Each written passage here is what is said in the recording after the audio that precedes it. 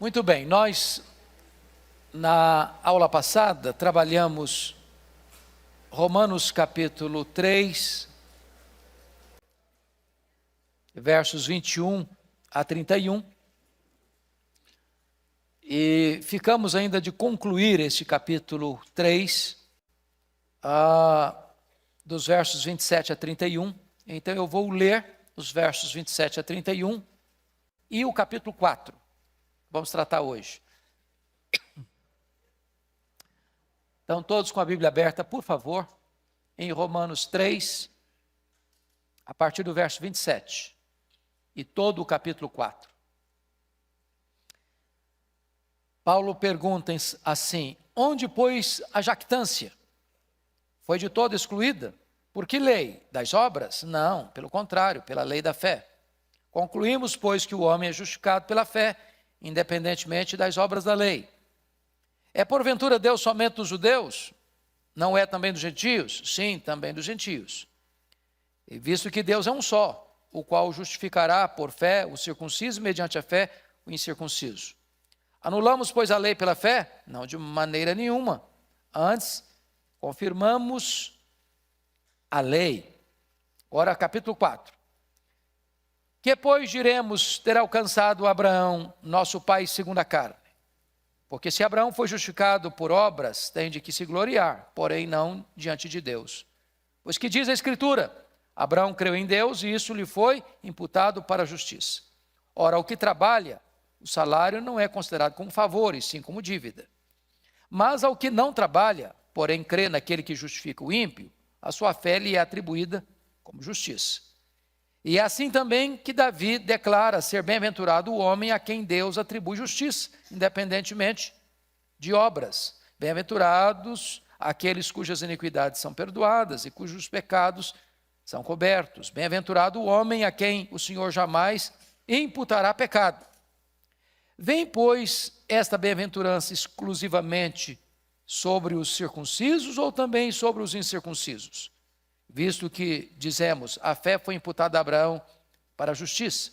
Como, pois, lhe foi atribuída? Estando ele já circuncidado ou ainda incircunciso? Não no regime da circuncisão, e sim quando incircunciso. E recebeu o sinal da circuncisão como selo da justiça da fé que teve quando ainda incircunciso, para vir a ser o pai de todos os que creem, embora não circuncidados, a fim de que lhes fosse imputada a justiça. E pai da circuncisão, isto é, daqueles que não são apenas circuncisos, mas também andam nas pisadas da fé que teve Abraão, nosso pai, antes de ser circuncidado.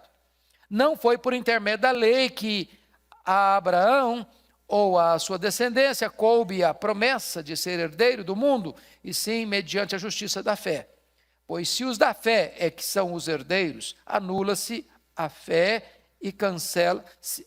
Pois se os da lei é que são os herdeiros, anula-se a fé e cancela-se a promessa. Porque a lei suscita ira, mas onde não há lei, também não há transgressão. Essa é a razão por que provém da fé, para que seja segundo a graça, a fim de que seja firme a promessa para toda a descendência, não somente ao que está no regime da lei, mas também ao que é da fé, que teve Abraão, porque Abraão é pai de todos nós, como está escrito, por pai de muitas nações te constituí. Perante aquele no qual creu, o Deus que vivifica os mortos e chama à existência as coisas que não existem. Abraão, esperando contra a esperança, creu, para vir a ser pai de muitas nações, segundo lhe fora dito, assim será a tua descendência. E sem enfraquecer na fé, embora levasse em conta o seu próprio corpo amortecido, sendo já de 100 anos e a idade avançada de Sara, não duvidou por incredulidade da promessa de Deus, mas pela fé se fortaleceu, dando glória a Deus, estando plenamente convicto de que ele era poderoso para cumprir o que prometera.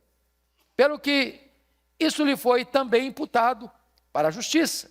E não somente por causa dele está escrito que lhe foi levado em conta, mas também por nossa causa, posto que a nós igualmente nos será imputado, a saber, a nós que cremos naquele que ressuscitou dentre os mortos a Jesus, nosso Senhor, o qual foi entregue por causa das nossas transgressões e ressuscitou por causa da nossa justificação. Pois bem, nós trabalhamos no capítulo 3, 21 a 31, o texto que é considerado o texto magno desta carta, o texto áureo desta carta. Talvez alguns estudiosos dizem que é a parte mais importante de toda a Bíblia. Examinamos que a justificação é um ato exclusivo de Deus. É um ato, não um processo. A justificação não tem graus. Nenhuma pessoa está mais justificada do que a outra. Uma vez justificado, está plenamente justificado. Examinamos que a justificação não é por obras, mas é pelo mérito de Cristo. Ou seja, o nosso substituto morreu por nós, pagou a nossa dívida e a justiça dele é atribuída a nós. Examinamos, portanto, que esta justificação é de graça, é pela graça. E embora custou tudo para Deus, a nós é gratuito. E nós recebemos essa justificação pela fé. Agora, Paulo levanta neste capítulo 3, a partir do verso 27, 3 objeções à justificação. Ele levanta a objeção e ele responde à objeção feita. A gente chama isso de diatribe. Então, é o escritor que, sabendo que o leitor vai fazer a pergunta, ele mesmo faz a pergunta e ele mesmo dá a resposta. E a primeira objeção é essa: onde está o motivo de vanglória? Confira comigo, versículo 26, 27 e 28, digo. Onde está, pois, a jactância? Foi de toda excluída. Por que lei? Das obras? Não, pelo contrário, pela lei da fé. Concluímos, pois, que o homem é justificado pela fé, independentemente das obras da lei. Então a pergunta é o seguinte: é possível que uma pessoa justificada pela fé se apresente peito estufado, e assim com muita soberba e arrogância, né? Eu estou justificado. É possível alguma jactância? Algum orgulho, alguma vaidade? Absolutamente não. Porque não é mérito seu. Você não construiu isso. Você não trabalhou para isso. Você não mereceu isso. Você não fez por onde. Então, a grande questão é que, se você quiser comparar a justiça de Deus aqui com a justiça dos homens, você está encrencado. Porque na justiça dos homens, não é justo o justo justificar o injusto. Na lei dos homens, é justo o justo justificar o justo. Mas Deus não justifica o justo. Deus justifica o injusto. Porque o injusto, não tendo justiça própria, recebe a imputação do justo a ele. Eu sou injusto, mas o justo, meu substituto, meu fiador, morreu por mim. E a justiça dele é atribuída a mim. Portanto, a justiça que eu tenho não é minha, é atribuída a mim. É colocada na minha conta. Por isso, não há espaço nenhum para qualquer soberba, para qualquer jactância, para qualquer vaidade. Então, respondida a primeira objeção. Segunda objeção: onde está a exclusividade dos judeus? Versículos 29 e 30. É porventura Deus somente os judeus? Não é também dos gentios? Sim, também dos gentios, visto que Deus é um só, o qual justificará por fé o circunciso judeu e, mediante a fé, o incircunciso gentio. Porque a ideia dos judeus é essa: Deus é nosso, Deus é patrimônio nosso, Deus é exclusivo nosso, Deus é só para nós. A nós pertencem todas as bênçãos, aos gentios todas as maldições. A grande pergunta de Paulo é essa: o projeto salvador de Deus alcança só os judeus? Só os da circuncisão? Não é Deus também dos gentios? E a resposta é claro. Deus é Deus dos gentios circuncisos, dos judeus circuncisos, e Deus é Deus dos gentios incircuncisos. Porque tanto o judeu circunciso quanto o gentio incircunciso, Deus salva da mesma maneira. É pela fé. é mediante a fé. Então não tem aqui qualquer soberba de raça. Deus não é um Deus tribal. Deus é o Deus de todas as nações. E Ele salva todos os povos do mesmo jeito, pela fé em Cristo Jesus. Terceira objeção. Onde está a contradição entre a lei e a fé? Porque essa era a ideia dos judeus. Não pode, a fé está em contradição com a lei. Olha o verso 31, o que é que ele diz? 3:31. Anulamos, pois, a lei pela fé? Não, de maneira nenhuma, antes confirmamos a lei. O que Paulo está querendo dizer com isso? Era papel da lei salvar? Pergunto a vocês. Claro que não. Por que não? Porque pela lei vem o pleno conhecimento do pecado. E o pecado provoca a ira de Deus. Então, a lei não foi dada para nos salvar. A lei foi dada para nos convencer de que somos pecadores. A lei é como essa luz. Ela aponta o que está errado, o que está sujo, mas ela não tira a sujeira. A lei é como um raio-x que aponta o tumor, mas não é o bisturi que remove o tumor. A lei é como um prumo de um construtor. Identifica que a parede está torta, mas o prumo não corrige a parede torta. A lei veio apenas para diagnosticar quão pecadores nós somos. Mas a lei não tem o poder de nos salvar. Por isso, o papel da lei é de um aio, é de um pedagogo, que nos toma pela mão, uma vez que ele identificou e constatou e provou que eu sou pecador, diz: agora que você reconhece que você é pecador, vou te levar a alguém que resolve o seu problema. E esse alguém é Cristo. O fim da lei é Cristo. Então, não há contradição entre a lei e a fé, porque na verdade a lei tem exatamente esse propósito de provar que eu sou pecador e abrir para mim, e levar a mim, e conduzir a mim àquele que me salva pela graça mediante a fé. Mas agora nós vamos entrar no capítulo 4, porque havia uma grande questão. A questão é o seguinte: Paulo, você tem... Pois não, meu amado. O verso 30. Isso. O circunciso.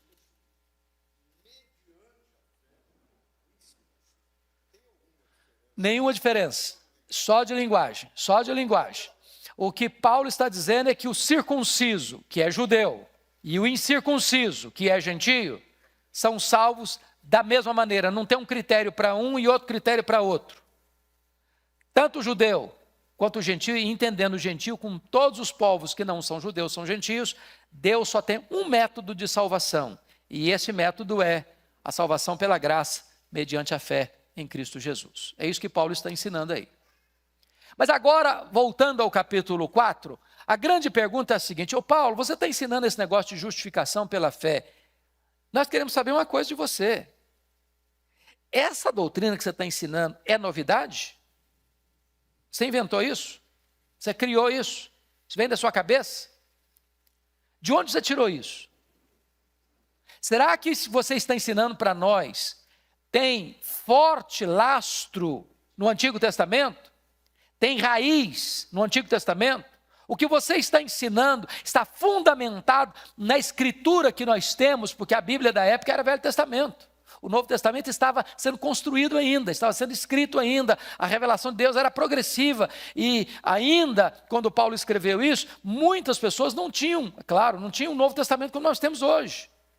A grande pergunta é: o que você está escrevendo para nós tem base lá no Velho Testamento? E Paulo vai dizer e responder essa pergunta seguinte: claro que tem base no Velho Testamento. Eu não estou ensinando novidade, não. Eu não estou ensinando coisa nova, não. Eu estou querendo dizer para vocês que a palavra de Deus, ela é una. A palavra de Deus tem uma profunda conectividade, de tal maneira que a doutrina da justificação está ancorada nos dois maiores exemplos que vocês têm na Bíblia. Dos dois personagens que vocês mais admiram. Abraão, o pai da fé, e o grande rei Davi, que unificou a nação. Esses dois personagens históricos retratam e revelam para nós que a doutrina da justificação é profundamente arraigada nas Escrituras. Então, Gênesis 15, 6, diz que Abraão creu, e isto lhe foi imputado como justiça. Então, está lá no Velho Testamento, na história de Abraão, muito antes que a lei fosse dada, muito antes, 430 anos da lei ser dada, Abraão já tinha sido justificado pela fé e não pelas obras da lei. Então, vamos olhar agora alguns pontos no capítulo 4. Primeiro ponto que eu quero chamar a sua atenção: Abraão foi justificado pela fé e não pelas obras. É o que ele desenvolve aí no capítulo 4 até o versículo 8. A justificação pelas obras coloca a glória da salvação no homem e não em Deus. Confira comigo os versos 1 e 2. Que, pois, diremos ter alcançado Abraão, nosso pai, segundo a carne? Porque se Abraão foi justificado por obras, tem de que se gloriar. Porém, não diante de Deus. Então, veja bem, se eu fosse justificado pelas obras, vamos pensar o seguinte: você tem aqui coisas boas e coisas ruins. Vamos imaginar na balança, tá? Aí eu fiz mais coisas boas do que coisas ruins. Aí alguém diz: bom, então esse camarada aí merece a salvação, porque fez mais coisa boa que ruim. Ainda que esse fosse o argumento, seria falso. Por quê? Porque na linguagem bíblica, nesse prato das coisas ruins, bastaria você fazer uma coisa errada, uma coisa ruim, e já desequilibrou tudo. Porque se você quer ser salvo pela lei, o padrão que a lei exige de você é o quê? Perfeição. Perfeição o quê? Absoluta.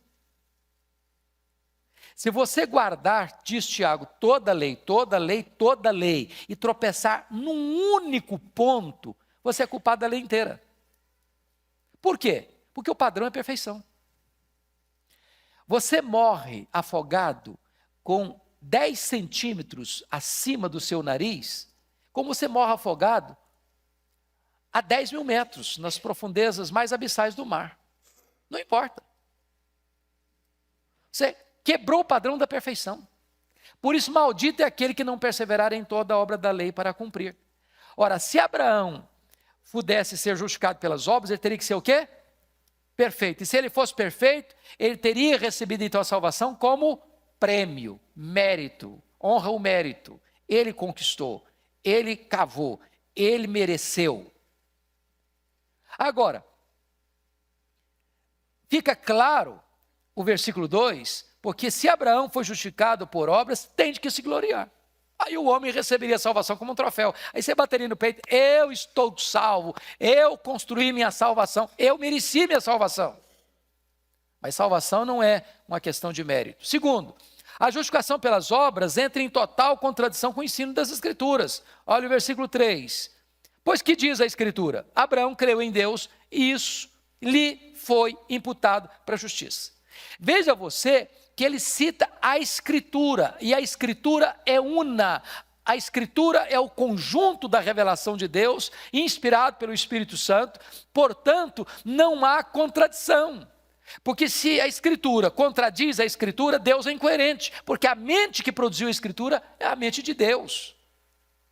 Então ele está dizendo que a justificação pelas obras está na contramão da revelação de Deus na Escritura. Não pode ser.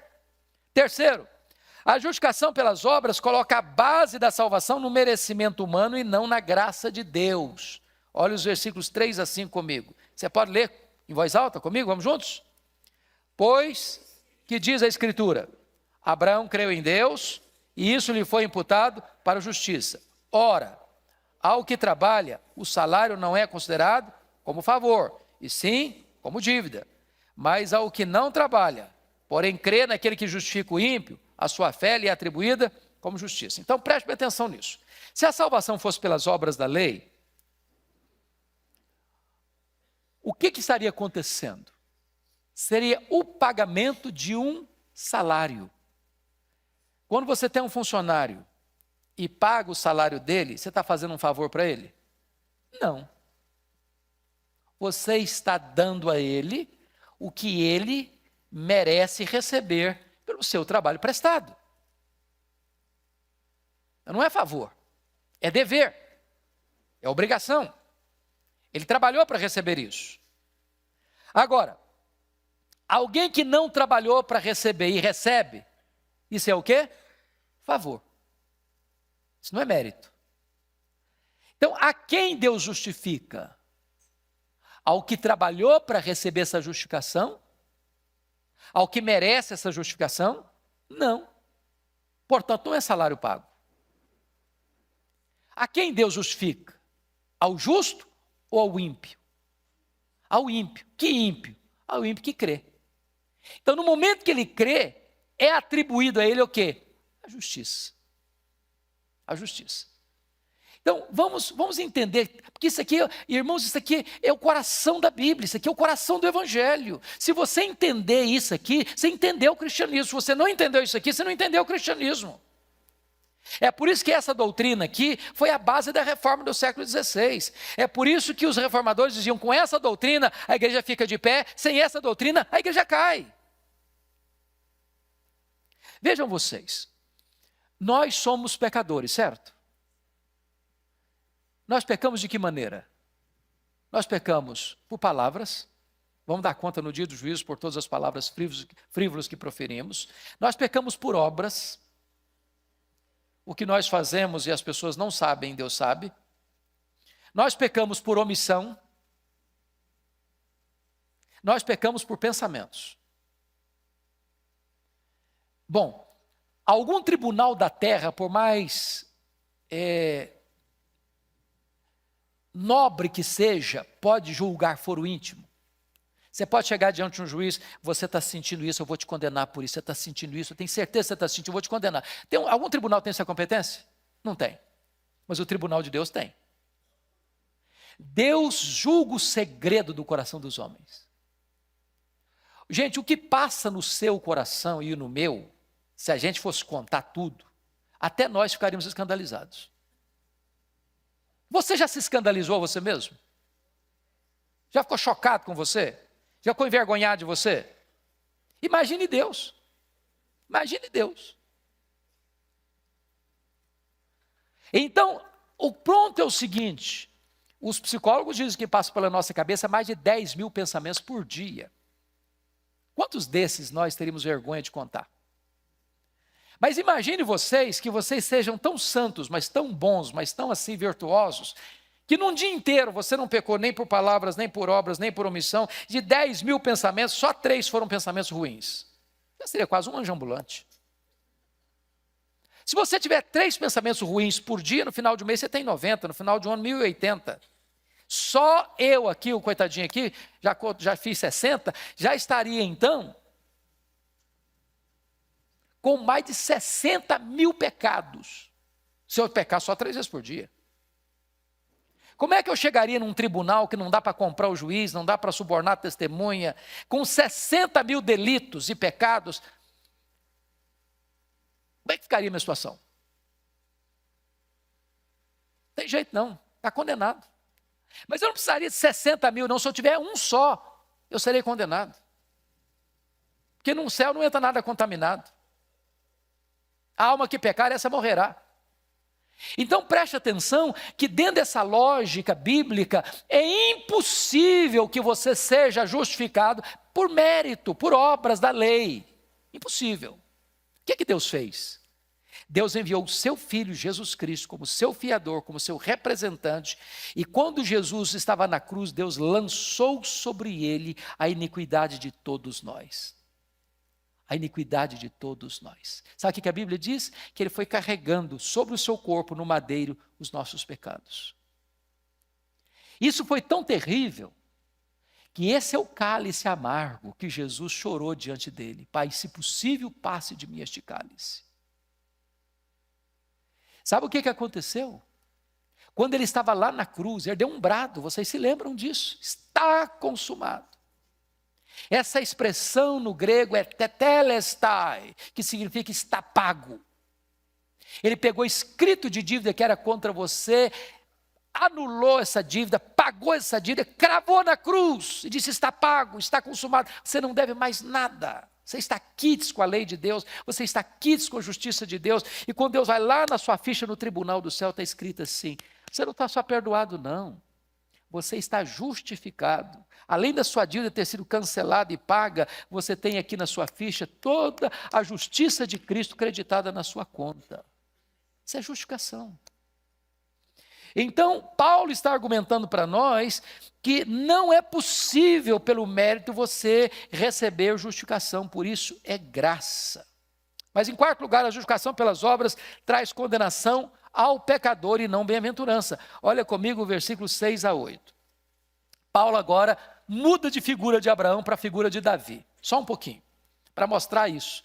Que se fosse pelas obras, viria sobre nós condenação. Então está escrito assim: e assim também que Davi declara ser bem-aventurado o homem a quem Deus atribui justiça, independentemente das obras. Ele passa a citar o Salmo 32.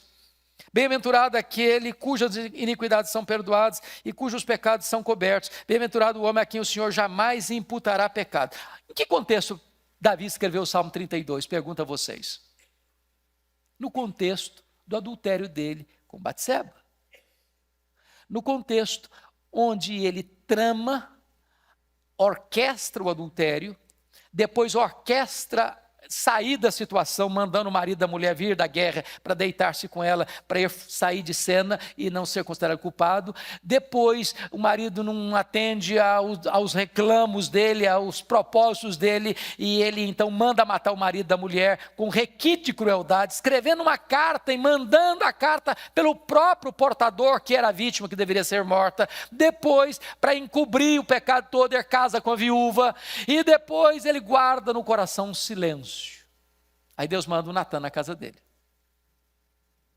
para contar uma historinha para ele, porque história às vezes é melhor do que discursos. O Davi, deixa eu contar uma história para você. Tinha dois homens numa cidade, um rico demais, outro pobre demais. O rico tinha muitos reses, muitos rebanhos, muitas ovelhas. O pobre só tinha uma ovelhinha. Essa ovelhinha ficava na casa dele, dormia no colo dele, bebia no copo dele, comia no prato dele. Era a alegria da casa. Aí um dia esse homem rico recebeu uma visita muito importante na sua casa e resolveu fazer um churrasco. Churrasco de ovelha. Só que em vez de matar uma das muitas ovelhas que tinha lá no pasto, ele foi lá na casa do pobre, pegou a única ovelhinha dele, pegou a ovelha, matou a ovelha e fez um churrasco para um amigo dele. Aí o Davi ficou muito irritado, porque Davi tinha um senso de justiça. Esse cara deve morrer. E esse cara deve restituir ainda muito mais. Aí o Natan botou o dedo no nariz dele: você é esse homem. Deus te deu o trono, Deus te deu o reino, Deus te deu o poder, Deus te deu riqueza, Deus te deu mulheres, Deus te deu tudo. E você foi lá e matou o marido da mulher e ficou com a mulher do seu soldado. Aí ele caiu em si e disse: pequei. E aí é nesse sentido que ele faz essa confissão: bem-aventurado é o homem a quem Deus não atribui iniquidade, a quem Deus atribui justiça. Porque Deus diz para ele: Deus perdoou o seu pecado. Eu pergunto a vocês: pelas obras Davi seria condenado ou justificado? O que é que ele merecia? Condenação. Você é melhor que Davi? Você acha que você é melhor que Davi? O que você merece? Condenação.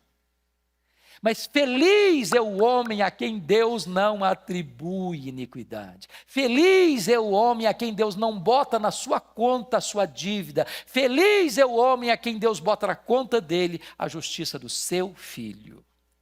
Isso é justificação. Paulo está provando isso. Vamos ao segundo ponto.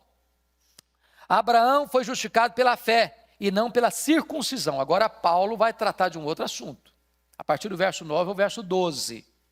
Notem vocês que o judeu tinha um negócio assim muito assim, zeloso com o negócio da circuncisão. Para eles, o camarada está circuncidado, está salvo. Não está circuncidado, está perdido.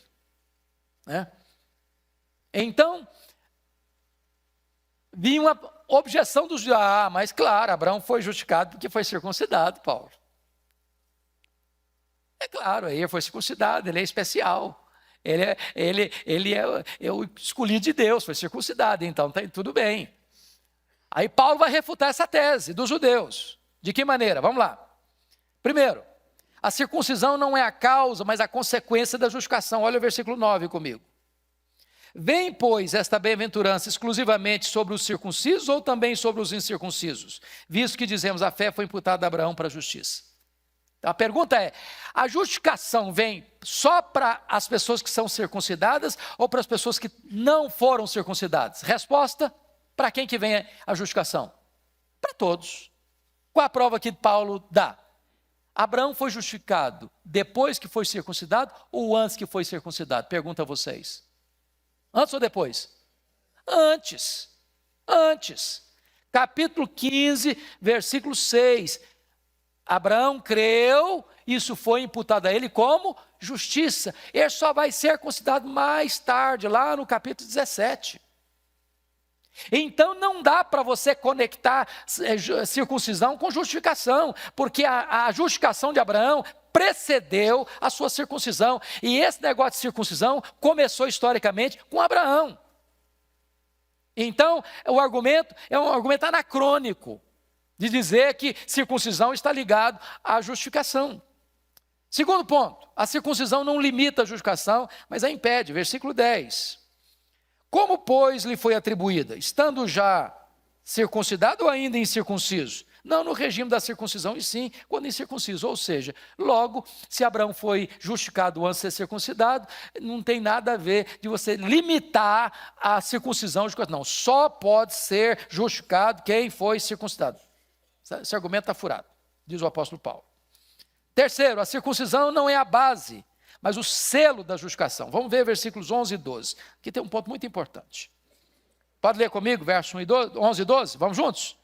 E recebeu o sinal da circuncisão como selo da justificação pela fé, que teve quando ainda incircunciso, para vir a ser o pai de todos os que creem, embora não circuncidados, a fim de que lhes fosse imputada a justiça.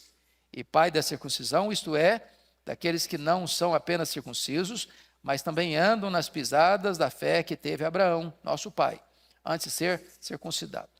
Muito bem. A pergunta é, Paulo, então tá bom. Então quer dizer que não é justificação, não é pela circuncisão, ok.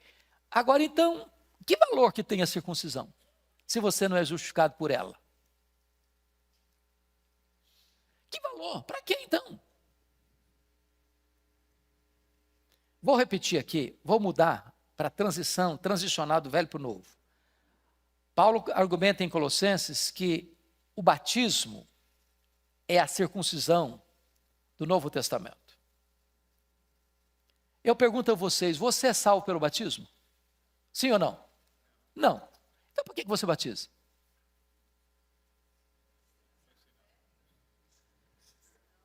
O aspecto, então, é que a circuncisão é um selo dessa fé. Numa linguagem bem comum nossa, diz que é um sinal visível de uma graça invisível. Então, isso é um testemunho externo. Isso é uma evidência externa de que a realidade interna da justificação já aconteceu. Isso é um testemunho para o mundo. Agora, qual o problema dos judeus aqui? É que eles estão substituindo a coisa significada pelo símbolo. Por exemplo, vamos ilustrar isso. Você ousaria desonrar a bandeira do Brasil? Naquela época, lembra aquela época que nós tínhamos moral e cívica da escola? Tem saudade desse tempo. Muita saudade desse tempo. Você respeitava os símbolos do país. Quando você vê a bandeira é um símbolo que representa o seu país, mas a bandeira não é o Brasil, ela é um símbolo do Brasil. Por exemplo, hoje um movimento LGBT pegou o arco-íris, que é um símbolo espiritual, cristão, da aliança de Deus, e deturpou esse selo. Mas tira esse negócio para lá, vamos pegar o que a Bíblia ensina. Quando você vê o arco-íris, o que você lembra? A aliança de Deus de não destruir mais a raça humana com água. Agora, o arco-íris é a aliança de Deus ou um símbolo da aliança de Deus? É um símbolo da aliança de Deus. Então, preste bem atenção. Vamos pegar outro exemplo. Vamos pegar o exemplo do anel. Anel de noivado. Por que um rapaz, uma moça, quando estão namorando e tomam a decisão de se casar, usa um anel, usa uma aliança? Aquilo ali é o quê? Um símbolo. Símbolo de quê? De compromisso. Mas aquele anel é o compromisso? Não, ele é o quê? Um símbolo. Então preste atenção na frase que eu vou ler para você. O que funciona bem como um sinal é um miserável substituto para a coisa significada. Qual o problema dos judeus? O problema dos judeus é que eles estavam escudados no ato, no símbolo da circuncisão, e não naquilo que a circuncisão significava. A circuncisão era apenas um sinal, um selo, um símbolo da justificação pela fé. Assim como hoje o batismo é um símbolo da justificação pela fé. Mas se eu fui batizado, agora está tudo resolvido comigo, porque eu fui batizado. Não, o batismo é um símbolo. Só tem valor se o simbolizado aconteceu. Porque se o simbolizado, que é a verdadeira mudança interior, não aconteceu, você pode receber água do Atlântico inteiro e não vai resolver a sua vida. Está claro isso, irmãos? Está claro? Pois bem, então vamos para frente. Terceiro ponto, Abraão foi justificado pela fé, não pela lei. Agora é o argumento dos versos 13 a 17. Versos 13 a 17. E Paulo vai nos dar aqui 3 argumentos para provar que a justificação foi pela fé e não pela lei. Primeiro argumento é o argumento da história, versículo 13. Quem pode ler comigo? Não foi por intermédio da lei que a Abraão ou a sua descendência coube a promessa de ser o herdeiro do mundo, e sim mediante a justiça da fé. Por que não foi mediante a lei, e sim mediante a justiça da fé? Qual é o argumento histórico que Paulo está dando aí?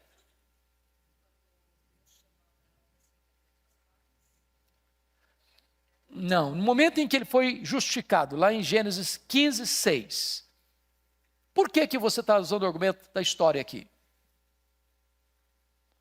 Porque a lei só foi dada 430 anos depois que o Abraão foi justificado pela fé. Logo, consequentemente, não poderia ser a justificação ser pela lei, porque ela não tinha sido dada ainda. Passaram-se mais de 400 anos até que ela fosse dada. Então, de fato, não é possível você argumentar que a justificação é pelas obras da lei, porque a lei não existia quando Abraão foi justificado pela fé. Está claro isso? Segundo argumento, o argumento da linguagem. Olha comigo, versos 13 a 16. Não foi por intermédio da lei, nós já lemos, né? Versículo 14. Pois se os da lei é que são os herdeiros, anula-se a fé e cancela-se a promessa.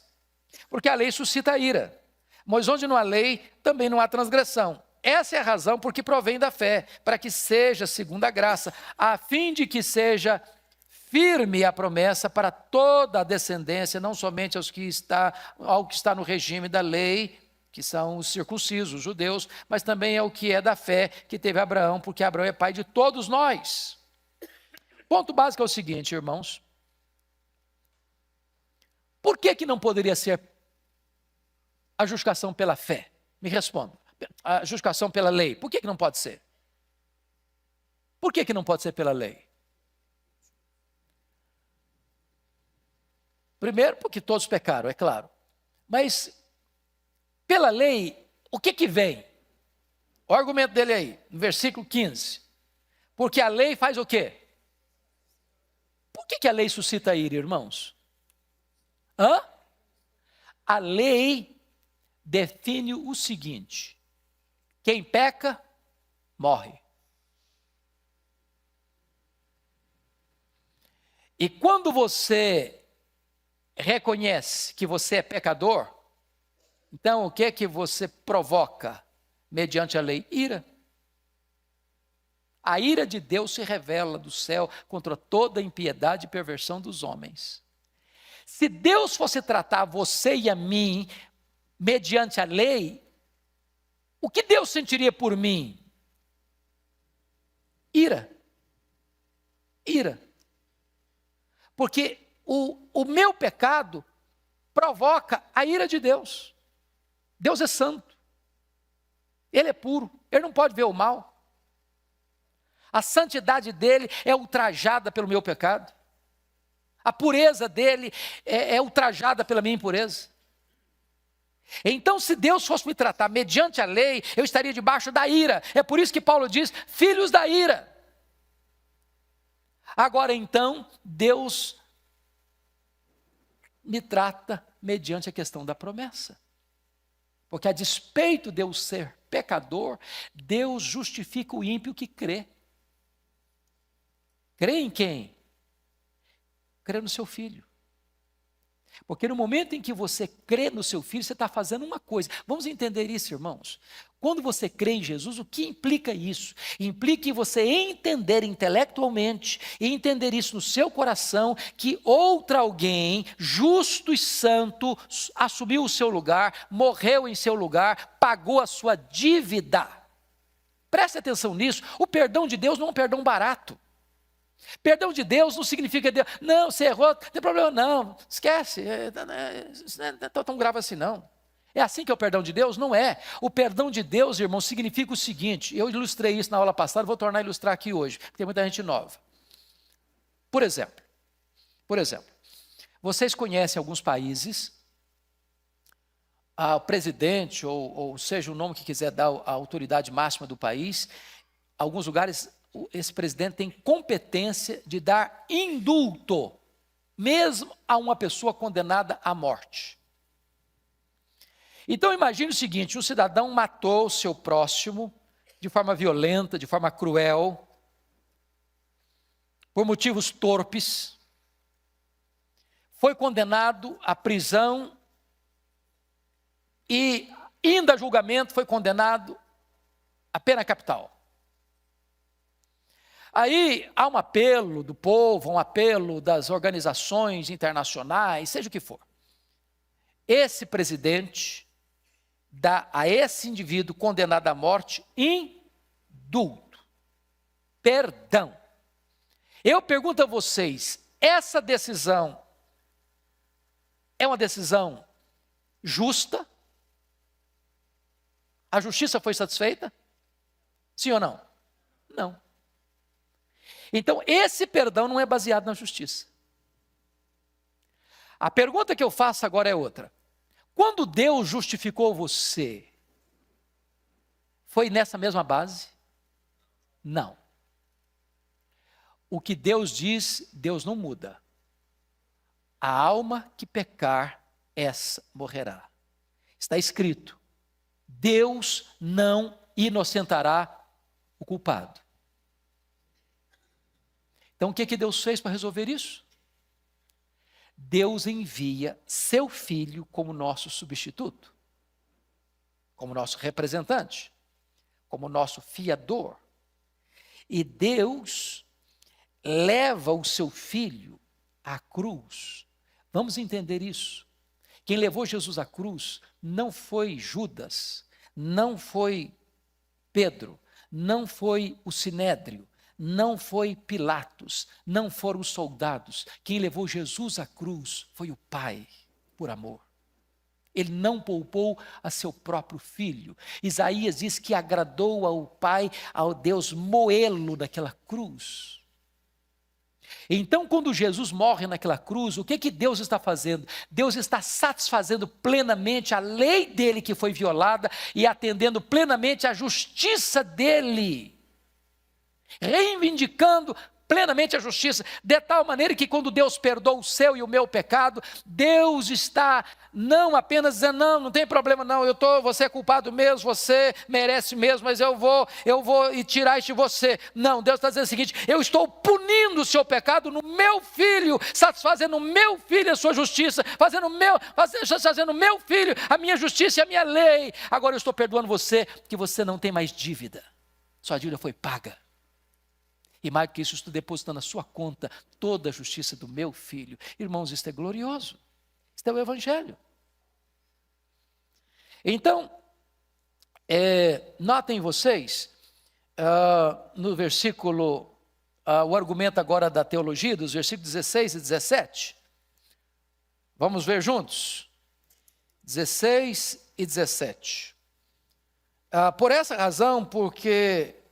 Pois essa é a razão porque provém da fé, para que seja segundo a graça, a fim de que seja, a minha Bíblia dobrou exatamente aqui, está incluindo as letras, seja firme a promessa para toda a descendência, não somente ao que está no regime da lei, mas também ao que é da fé que teve Abraão, porque Abraão é pai de todos nós, como está escrito, por pai de muitas nações te constituí, perante aquele no qual creu, o Deus que vivifica os mortos e chama à existência as coisas que não existem. Então preste atenção num ponto, Abraão é pai de quem? Pai de quem? Dos judeus? Dos gentios? É pai do judeu e é pai do gentio. Mas pai de que judeu? Pai de que gentio? Explicação está escrito no capítulo 3, 29. Dá uma voltadazinha lá, por favor. 3, 29. Pode ler comigo? Vamos juntos? Porém, judeu, vamos juntos comigo? 2, 29, quando eu falo 3, eu estou querendo falar 2. 2, 29, vamos lá. Porém, judeu é aquele que o é interiormente, e circuncisão, a que é do coração, no espírito, não segundo a letra, e cujo louvor não procede dos homens, mas de Deus. Então, quem é judeu? Para ele, judeu aqui, está falando agora judeu no sentido de salvo. Não é aquele que é circuncisão, mas é aquele que é interiormente circuncisão, aqui é do coração, do espírito. Sabe o que ele está querendo dizer? É o seguinte, quem é filho de Abraão? Preste atenção nessa frase. Filho de Abraão não é aquele que tem o sangue de Abraão correndo em suas veias. Filho de Abraão é aquele que tem a fé de Abraão habitando em seu coração. Não importa se judeu, não importa se gentio. Então, um judeu hoje que não crê em Jesus não é filho de Abraão. Jesus disse em João 8, o diabo é vosso pai, não Abraão. Mas um gentio, você e eu, que cremos em Jesus, nós somos filhos de Abraão. Então, ser filho de Abraão não é uma questão consanguínea. Ser filho de Abraão é uma questão espiritual. Pois bem, agora vamos caminhar para o quarto ponto. Abraão foi justificado pela fé em Deus e não pela fé na fé. Agora, versículo 17b, versículo 22. Confira aí comigo, por gentileza. Perante aquele no qual creu, o Deus que vivifica os mortos e chama à existência as coisas que não existem. Então, vamos pegar alguns pontos aqui. Abraão foi justificado pela fé em Deus, não pela fé na fé. Essa fé não é apenas assentimento intelectual. Agora nós estamos tratando de uma questão de mudança. Quantos anos tinha Abraão? Quando Deus mudou o nome dele para Abraão? 99 anos. Com que idade o Isaac nasceu? Ele tinha quantos anos? 100 anos. Ele disse que o corpo dele estava o quê? Amortecido. Do ponto de vista humano, nós diríamos o seguinte, biologicamente o corpo dele estava morto. Além da idade avançada da Sara, 90 anos, além do fato que ela também ainda era estéril.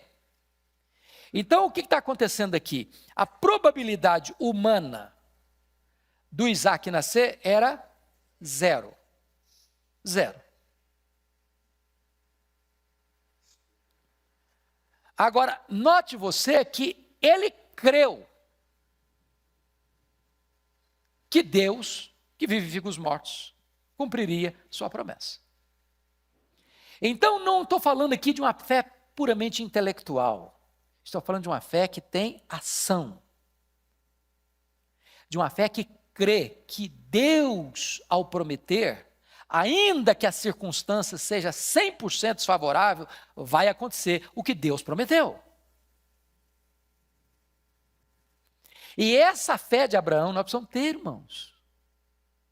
Quantas vezes nós somos guiados apenas pela lógica, pela probabilidade, por aquilo que o homem pode fazer, por aquilo que a ciência pode resolver, por aquilo que o nosso dinheiro pode comprar, por aquilo que a nossa saúde pode alcançar.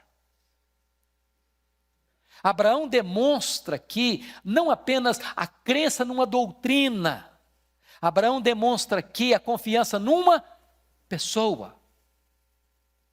Porque cristianismo é muito mais do que intelecto, irmãos. É intelecto, é sim. Crer, como John Stott, é também pensar. Mas cristianismo é mais do que você ter na sua cabeça verdades lúcidas, claras, cristalinas. Cristianismo é relacionamento pessoal com o Deus Todo-Poderoso. E mesmo diante das circunstâncias impossíveis da vida, você crê que se Deus prometeu, Ele é fiel para cumprir.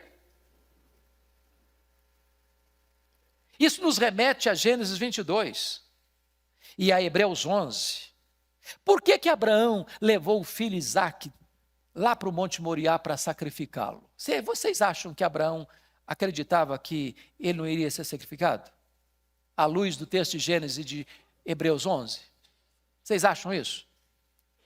Em momento algum Abraão pensou que ele não fosse sacrificado. O que estava no coração de Abraão à luz de Hebreus 11? É que Deus faria o que com ele? Que Deus o ressuscitaria. Agora eu pergunto a vocês, quantos exemplos de ressurreição tinha até então? Nenhum. Nenhum. Isso é fé. Mas por que ele acreditava que Deus podia ressuscitá-lo? Por uma razão muito simples. Deus já havia dito para ele que tem comigo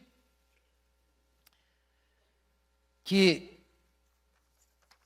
esse ponto agora vai para o capítulo, eu quero terminar com vocês, mostrando o seguinte, esse Deus que é poderoso, à luz dos versos 20 a 22, Ele é o Deus também fiel. Você pode ler o 20 e 22? Ele não duvidou, por incredulidade, da promessa de Deus, mas pela fé se fortaleceu, dando glória a Deus, estando plenamente convicto de que era poderoso para cumprir o que prometer. Você precisa ler sua Bíblia de vez em quando, olhando detalhes, ênfases. Verso 21, o que você destaca aí? Estando o quê? Você pode estar convicto, pode, mas você pode estar plenamente convicto. É diferente? É diferente. Estou convicto. Já é muito forte. Mas eu estou plenamente convicto, estou dizendo o seguinte, eu não deixo nenhuma fresta para dúvida, para incerteza. Plenamente convicto de que Ele é o quê? Poderoso para cumprir o quê? Prometeu. Então ele está dizendo duas coisas aí, Deus é poderoso e Deus é fiel. Deus é poderoso e fiel. Último ponto para nós terminarmos. Abraão foi justificado pela fé, não isoladamente, mas como exemplo de todos os que creem. Olha agora comigo. Primeiro, a justificação, tanto na antiga como na nova dispensação, é pela fé. Versos 23 e 24. E não somente por causa dele está escrito que ele foi levado em conta, mas também por nossa causa, posto que nós igualmente... Porque a nós igualmente nos será imputado, a saber, a nós que cremos naquele que ressuscitou dentre os mortos, a Jesus nosso Senhor. Ele está dizendo o seguinte, que tanto com Abraão, quanto com você hoje, Deus opera do mesmo jeito. O que foi escrito lá, foi escrito para nós. Isso é maravilhoso. A Bíblia foi nos dada, irmãos, lá atrás, para encorajar a gente aqui. É por isso que você tem que ler a Bíblia. Que quando você lê a Bíblia, você encontra que esse Deus que é fiel, que é poderoso, ele lá atrás estava escrevendo aquilo, registrando sobre Abraão, para encorajar você hoje, em pleno dia 26 de agosto de 2018. Eu fiz lá, eu faço aqui, eu não mudo. É por isso que vocês não são destruídos, eu não mudo. A minha palavra não muda, a minha promessa não muda, o meu jeito de ser não muda, a minha maneira de agir não muda. Nessa base vocês podem estar firmados. Finalmente, a justificação, tanto na antiga como na nova dispensação, tem como base a morte e a ressurreição de Cristo. Vamos ler o último versículo? Olha que coisa preciosa. Vamos lá? O qual foi entregue por causa das nossas transgressões e ressuscitou por causa da nossa justificação. Louvado seja Deus. Notem que Paulo conecta morte e ressurreição. Por quê? Por quê? Porque a morte de Cristo não teria validade se ele não tivesse o quê? Ressuscitado. Se Cristo não ressuscitou, é vã a nossa pregação, é vã a vossa fé, somos falsas testemunhas de Deus. Permanecemos nos nossos pecados, não temos esperança, somos os mais miseráveis de todos os homens. Mas a pergunta é, por que Jesus morreu? Pelas nossas transgressões. Essa é a teologia bíblica, lá em 1 Coríntios 15:3. Ele morreu pelos nossos pecados, segundo as Escrituras. Foi sepultado e ressuscitou segundo as Escrituras. O que significa isso? Significa que a morte dele não foi um acidente e a ressurreição dele não foi uma surpresa. Ele morreu pelas nossas transgressões. Ele pagou nossa dívida. Mas ao ressuscitar, ele então garante que aquela morte pelos nossos pecados valeu. Valeu. Então Deus agora pode declarar você justo diante do seu tribunal. Você não deve mais nada. Você está quites com a lei de Deus. Você está quites com a justiça de Deus. E eu só quero concluir com mais 2, 3 minutinhos para explicar um ponto importante aqui. Porque talvez alguém possa levantar a seguinte dúvida. Pastor, ok, estou justificado, estou quites com a lei de Deus, com a justiça de Deus, mas eu cultuo o pecador. E o que é que eu faço com os meus pecados agora? Deixa eu dizer uma coisa importante. Quando você foi justificado dos seus pecados do passado, dos seus pecados do presente, dos seus pecados do futuro. Significa então que você não tem o risco de perder salvação. Não se perde salvação. Salvação é uma garantia eterna. Porém, você que outrora estava debaixo da ira de Deus e era um réu diante de um juiz, agora você mudou de status. Agora você é membro da família, é um filho diante de um pai. Então agora seus pecados cometidos não levam você mais à condenação, mas levam você a uma quebra de relacionamento. Então qual é a atitude de um crente quando peca? Está escrito, se confessarmos os nossos pecados, ele é fiel e justo para nos perdoar os pecados e nos purificar de toda injustiça. Por que fiel? Por que justo? Fiel porque ele prometeu. Justo porque ele já puniu o seu pecado na cruz do seu filho e agora basta você reconhecer que você pecou. Homologuel é a palavra de onde vem homologar, se confessarmos. Agora você reconhece, agora você confessa e agora Deus olha para a cruz do seu filho e diz, esse pecado eu já puni na cruz do meu filho, não vou punir mais em você. Você que está arrependido, você está perdoado. Louvado seja Deus, porque todo momento, a todo instante, nós podemos recomeçar e recomeçar e recomeçar esta relação de intimidade com Deus. Fruto de quê? Da justificação pela fé. Vamos ficar em pé? Oi, princesa. Pode, se eu puder responder.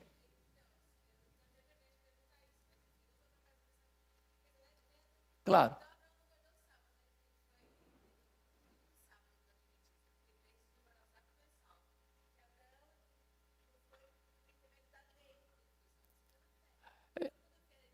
Essa ideia disso, essa ideia de que você precisa guardar o sábado para ser salvo, está completamente furada. Completamente furada. Porque se eu tivesse que guardar o sábado para ser salvo, eu seria salvo mediante a lei.